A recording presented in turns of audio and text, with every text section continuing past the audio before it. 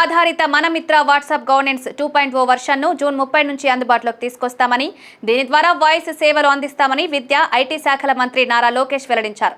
10th inter విద్యార్థులు ఇంటి నుంచే మొబైల్ ద్వారా హాల్ టికెట్లు అందుబాటులోకి తీసుకువచ్చిన కూటమి సర్కార్ పబ్లిక్ పరీక్షా ఫలితాలు వెలువడిన వెంటనే వాటి ఫలితాలను కూడా వాట్సాప్ గవర్నెన్స్ ద్వారా విద్యార్థుల మొబైల్ నెంబర్లకు నేరుగా పంపిస్తామన్నారు.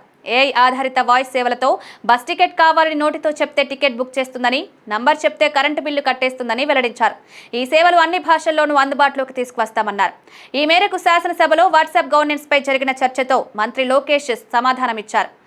రాబోయే 30 రోజుల్లో తిరుమల తిరుపతి దేవస్థానాల సేవలు కూడా వాట్సాప్ గవర్నెన్స్ ద్వారా అందుబాటులోకి తెస్తామన్నారు. సర్టిఫికెట్లు 6 నెలలకోసారి తీసుకోవాల్సిన అవసరం లేకుండా శాశ్వత ధృవీకరణ పత్రాలు చెల్లుబాటయ్యేలా త్వరలో చట్ట సవరణ చేస్తామని అన్నారు. Andhra Pradesh public service commission forest range officer screening పరీక్ష ప్రాథమిక కీ తాజాగా విడుదల చేసింది. కీపై అభ్యంతరాలను ఆన్లైన్ ద్వారా మార్చి 21 నుంచి 23వ తేదీ వరకు స్వీకరించనున్నారు. మార్చి 16న ఈ పరీక్ష నిర్వహించగా 7,620 మంది పరీక్షకు హాజరయ్యారు. ఆంధ్రప్రదేశ్ అటవీ శాఖలో 37 ఫారెస్ట్ రేంజ్ ఆఫీసర్ పోస్టుల భర్తీకి ఈ నియామక ప్రక్రియ చేపట్టారు.